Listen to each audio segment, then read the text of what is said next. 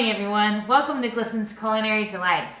I have an amazing treat for you today from a place where I actually grew up. So I grew up in Southern California in a town called Baldwin Park, the birthplace of one of my favorite fast food restaurants, and that is In-N-Out, the best fast food restaurant that you can go to.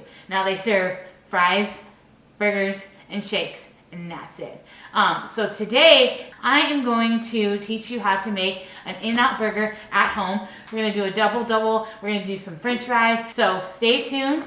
If you haven't subscribed to my channel yet, definitely do so because I have some great recipes on my channel. You can also check that alert bell and you can get notifications of when those videos drop every Sunday. In-N-Out is like one of the freshest fast food restaurants that you can go to because they make everything from scratch in-house. One of my biggest pet peeves for In-N-Out fries is they're not as great as other fast food restaurants french fries are. So today we're going to kind of upgrade them. We're going to make an animal style fry. It's going to be way better than the In-N-Out fries that they have. First what we're going to do is we're going to get a few potatoes and you're just going to peel them.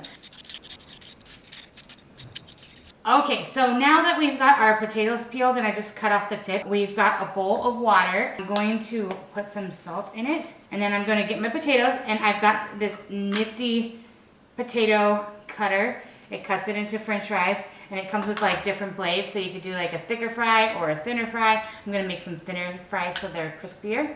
And I'm just going to push this down, push the potato through, and then you've got your fries. So I'm just going to stick them in the water. Alright, so there we have it. We have our fries. They're ready to go in this bowl. Now we're just going to let this soak for like an hour. And the reason we do that is because we want to get a lot of that starch out of the potatoes because it'll make our french fries a lot crispier. Now we are going to work on our sauce and our onions.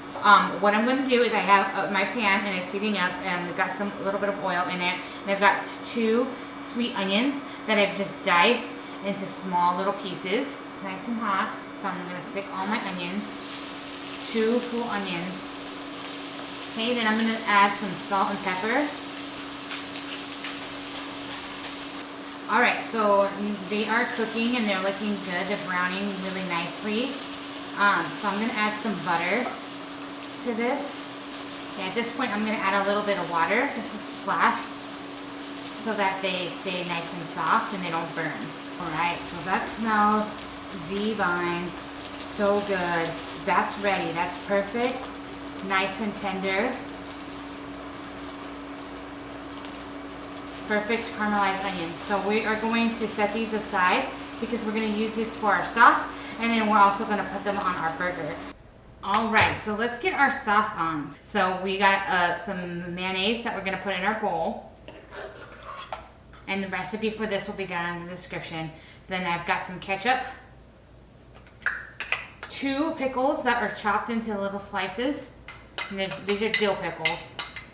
And then I've got some chives. I'm going to do a tablespoon of chives. And then a tablespoon of Worcestershire sauce. However you say it. So I do 1 and then I give it a taste and then I add another if I need to. You can just stir that up. Now look at that. Now we have 1 more ingredient that we're going to add in our sauce. I'm not going to add all of them. I'll just do a spoonful. Nice big spoonful. So it makes it nice, thick, chunky sauce that we're going to spread on our burgers. But first, let's get started on our fries. So instead of just doing the slice of American cheese on there, we're actually going to make a delicious cheese sauce to put on top of our fries, and it's going to make it taste so much better, I promise. So, first things first, we're going to get 3 tablespoons of butter and put it in our pan, and we're going to melt that down. Alright, so once our butter is all melted, we're going to add 3 tablespoons of flour. And you're going to stir all the butter mixture in that flour, and we're going to cook this for 2 to 3 minutes. Get it all stirred up. This is going to make a roux. That's what it's called. It's called a roux. Not like a Hunger Games roux. I'm not doing that. This is going to help it thicken so we have a nice thick sauce. Now we cook this so we don't have like a weird like raw flour taste in our cheese sauce. Alright, so it's been about 3 minutes now. We have some milk. Now it's good. I've got about 2 cups here, but we can use an additional cup depending on how the thickness that we want our cheese to be. So I'm going to start off with 2 cups at first. We can add more later if we need to. Right? And I'm just going to slowly add this milk into our roux.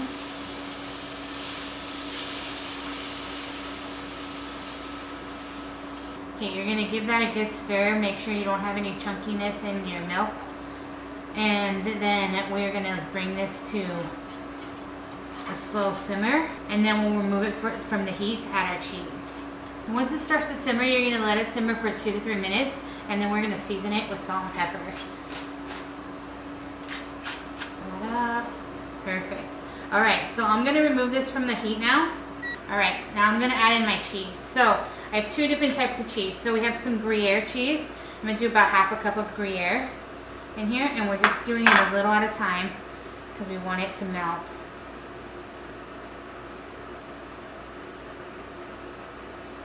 And then we're doing our nod to the animal style fries.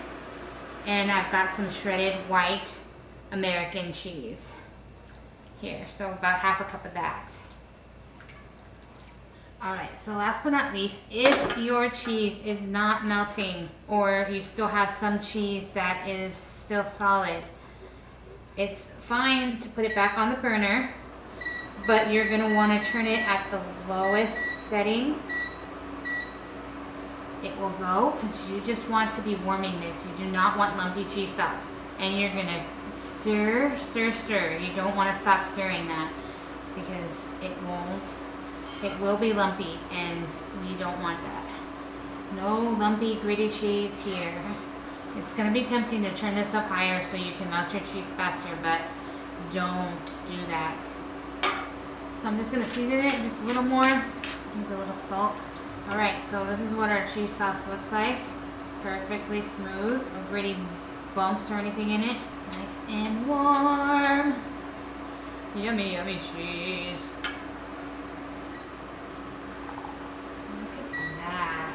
Oh, yeah. Alright, so we're going to get started on our fries. So the first thing that we're going to do is we are going to fill our pot with oil, and it's going to be, we need oil that's high heat oil, so like peanut oil, something like that.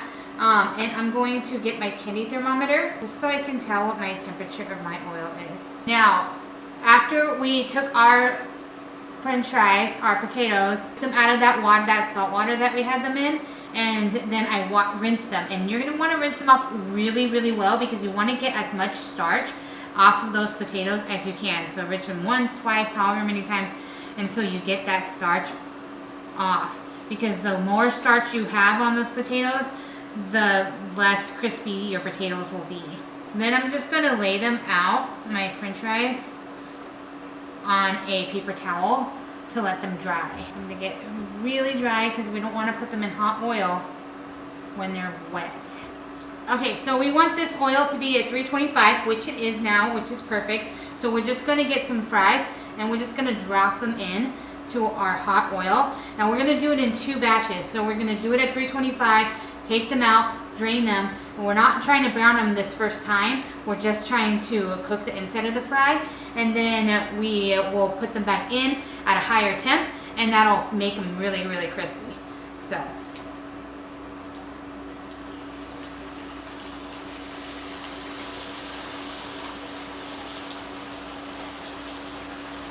So 325, 5 minutes, let them cook for 5 minutes, and then we'll take them out and do it all over again.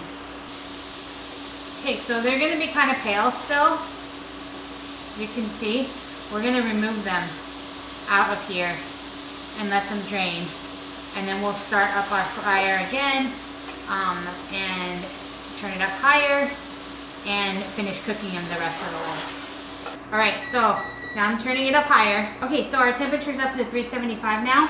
So I'm going to re-drop our fries into the oil, and this is where they're going to crisp up real nice.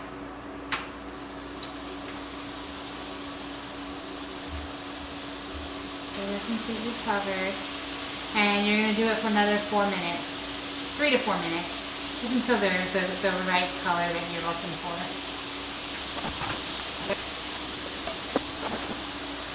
Alright, so these are done. So I'm taking them off and I'm having them in a bowl with a paper towel. Look at how crispy those look. Oh, they look so good. Double frying them is the key. Alright, so we're going to let them drain in this paper towel and immediately season them with salt.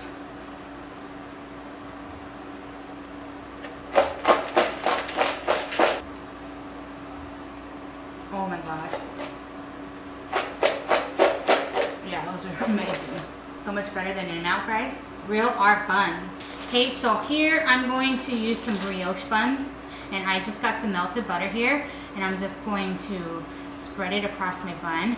It is a must to grill your buns before you use them because it soaks up all the juices and it doesn't get soggy and it gets a nice like caramelized taste to it. So I'm just gonna spread butter on it. And butter both sides. These are gonna go really fast. So now we got our meat. So I just got a pound of ground meat and you're gonna do 80-20 just because 80-20 has the proper amount of fat that you're gonna need for a burger. Chop it in half. Yeah. Alright, so we got 4 pieces here. It's the easiest way for me to do it. Alright, so we're gonna make little balls with our meat. I'm gonna season them with some salt and pepper. Alright, so now we're going to stick the whole ball on our grill. We're just gonna do 2 because we're gonna do double doubles. So you're gonna get your spatula and you're just going to press that meat down.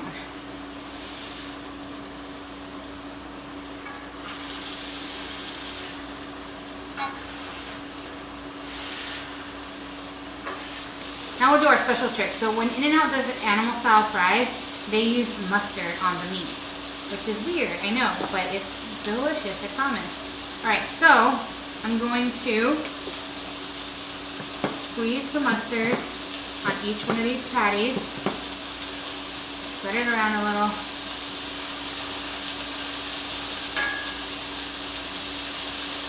Alright. Now, when you cook burgers, you don't want to push them down because you're just going to get all that juice out of your burger and you don't want that. Alright, so these are almost done. So I'm going to add our cheese. So they use American cheese. I don't typically like to use American cheese, but I'm going to for this because I don't feel like the burgers need much updating because their burgers are so good.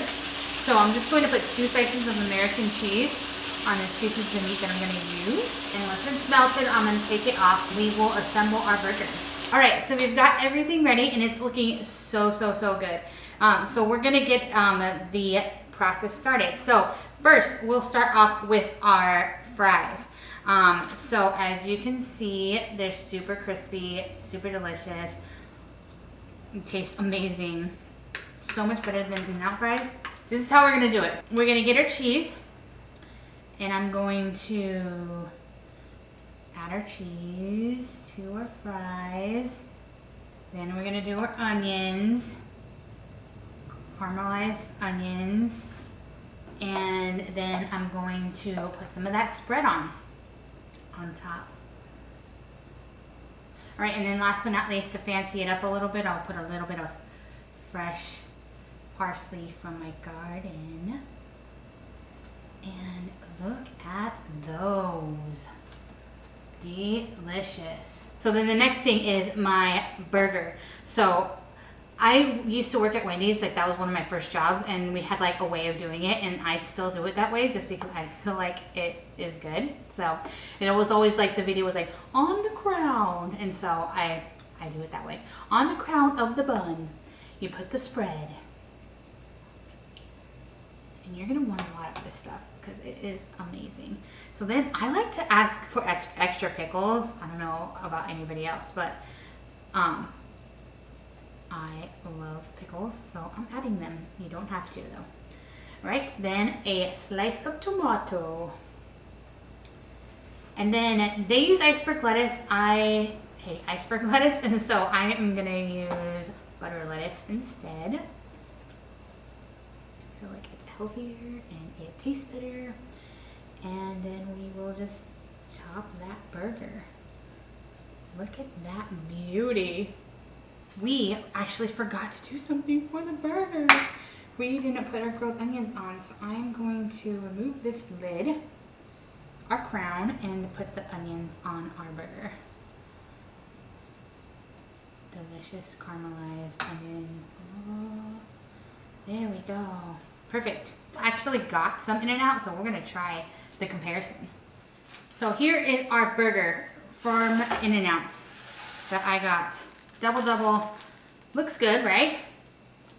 This is mine. So let's do a side by side. Pretty different. Now the fries are what's really different. So we've got our animal style fries from In-N-Out, topped with our slice of American cheese.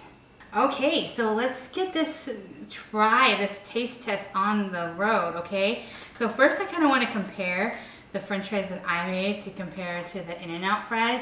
Now theirs are longer, but mine are like a little thicker and they've got a little bit more color on them. Let's see. I mean, theirs are okay. They're not the best fries I've ever had though. Those are some good fries. Yeah, they taste old. Even though I just got them like 10-15 minutes ago. All right, so we're gonna try our french fries first. I'm gonna try it all together with the cheese sauce and the onions and the delicious spread. Oh my word. That is amazing. The cheese sauce makes a difference because right here, I don't know if you can see, it's just some like processed American cheese on top of the In-N-Out fries. Whereas this fancy nice cheese sauce with our delicious caramelized onions and our spread. So good. All right. This is the moment of truth though, the burger. Their burgers are really good. The difference between my burger and theirs is I used a brioche bun.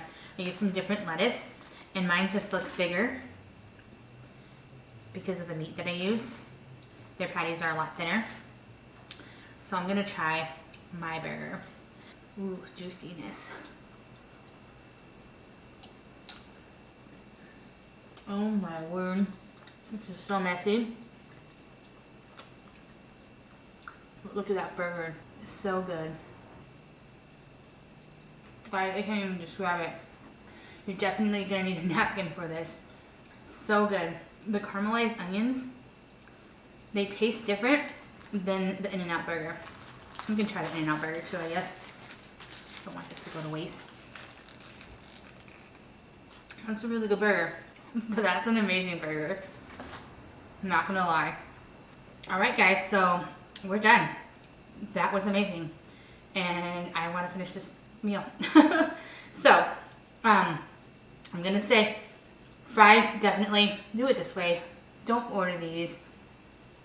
The spread's good, and the french fries are not very good at In-N-Out. They just aren't. And I grew up in Baldwin Park.